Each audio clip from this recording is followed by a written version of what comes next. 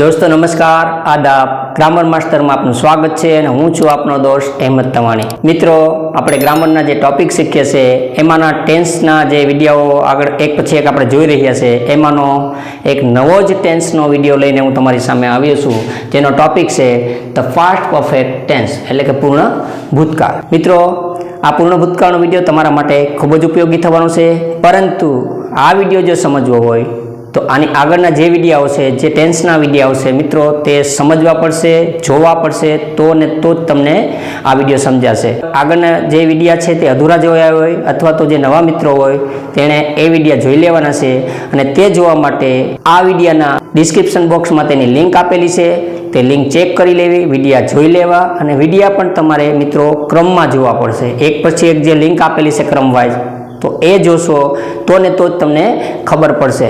मित्रों जे विद्यार्थीओ धोरण 5 થી 12 में अभ्यास करता होय अथवा तो जे मित्रों कॉम्पिटिशन एग्जाम की तैयारी करता होय जेवी के बैंक, रेलवे, पोस्ट, तलाटी कम मंत्री, पुलिस, पीएसआई, यूपीएससी, जीपीएससी एमां जे मित्र ग्रामर आवे छे ए ग्रामरना टॉपिक ने लीधे विद्यार्थीओना मार्क्स कट थता होय छे।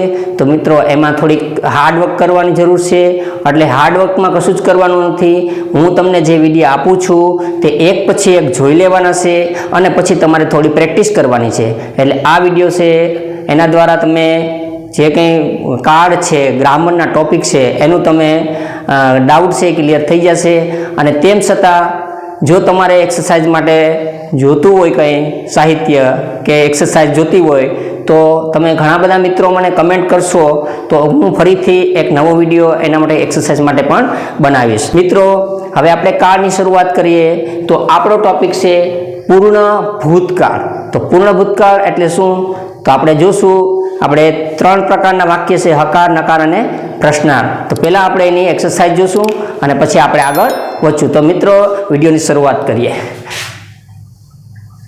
પહેલા આવશે હકાર એટલે કર્તા plus had plus PP plus કર્મ પ્લસ અન્ય શબ્દ કોઈ હોય તો મિત્રો મૂકી શકો।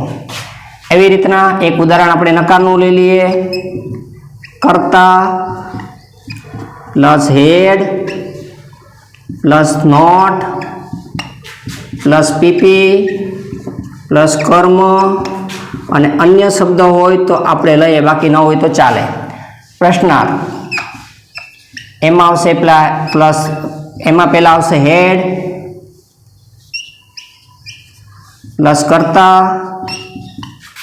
प्लस पीपी प्लस कर्म अने प्लस अन्य शब्द अने प्लस क्वेश्चन मार्क। हवे आ हकार, नकार अने प्रश्नार्थ हूँ एक एक उदाहरण आपू छूं। ए उदाहरण मात्र तमारे जोवानुं छे, समजवानुं छे एटले आ कारनो डाउट छे क्लियर थई जशे।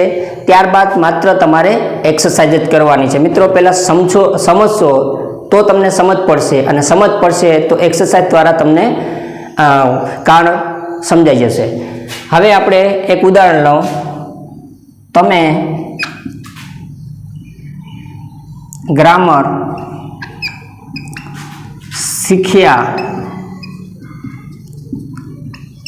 हता, अहींया पण तमे ग्रामर शीख्या न हता अने अहींया आवशे शुं तमे ग्रामर शीख्या हता। मित्रों खाली एटलुं ज जोवानुं छे। हूँ तमने सरल शैली में शीखवाडुं छुं अने तमारे सरल शैली में समझवाना छे।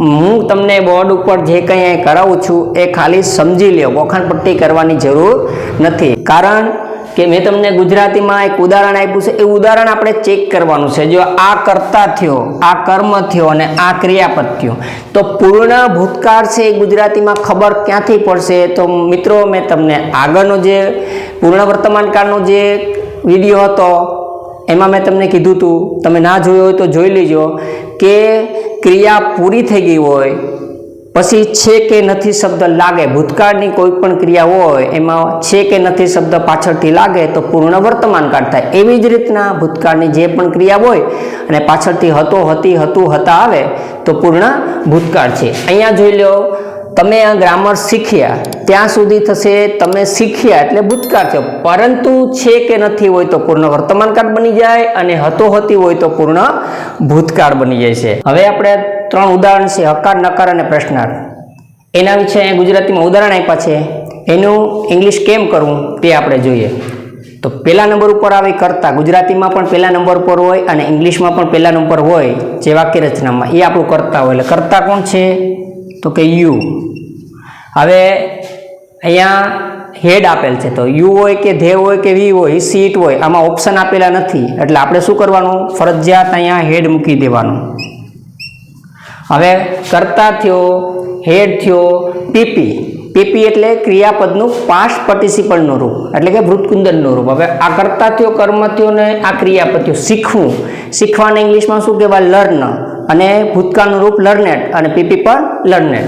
એટલે અહીંયા પીપી આપણે મૂકશું લર્નેડ.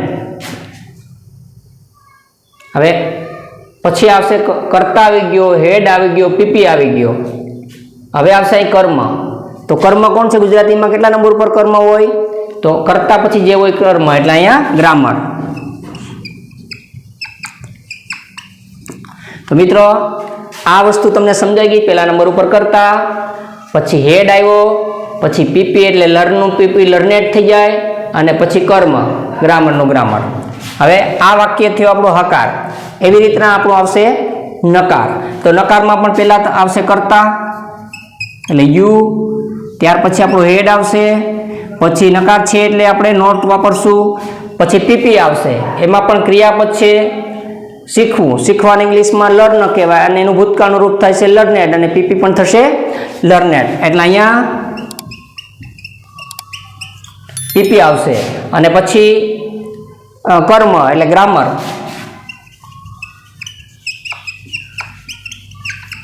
આ થઈ ગયું છે આપણું નકાર.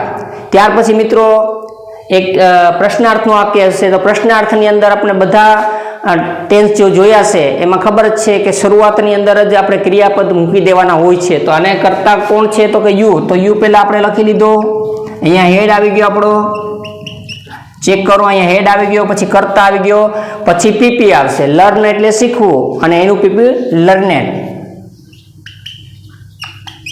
આ લર્નેડ થઈ ગયું અને પછી આવશે ગ્રામર અને ક્વેશ્ચન માર્ક. તો મિત્રો તમે જોયું છે આ બરોબર એક્ઝામ્પલ ચેક કરી લો એટલે હકાર, નકાર અને પ્રશ્નાર્થનો ડાઉટ છે તમારો ક્લિયર થઈ જશે. મિત્રો ગુજરાતીમાં સમજાઈ જાય, ઇંગ્લિશની વાક્ય રચના તમને આવડી જાય એટલે આ કાર્ડ તમારા માટે ખૂબ જ ઇઝી બનતા હોય. પણ શરત એ છે કે થોડુંક તમારે સ્માર્ટ વર્ક કરવું પડતું હોય છે.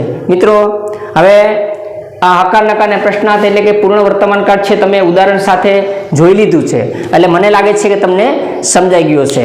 હવે આપણે જે મિત્રોએ ફરી વખત કહું છું કે આ વિડીયો ના જોયા હોય, આગળના જે વિડીયો ના જોયા હોય તો આ વિડીયોની ડિસ્ક્રિપ્શન બોક્સમાં તમામ વિડીયોની ક્રમવાઇઝ લિંક મૂકેલી છે.